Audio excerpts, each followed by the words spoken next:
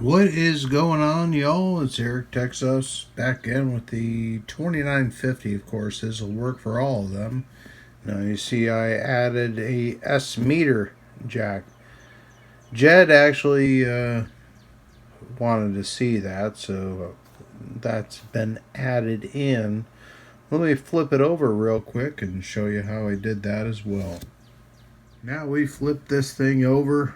Of course, our CTCSS tone option jack is on the top, and on the bottom we have our S meter. Now you'll see this extra red wire is going over as a pigtail because some of the newer meters actually do require some voltage. So I did pre-wire for that as well.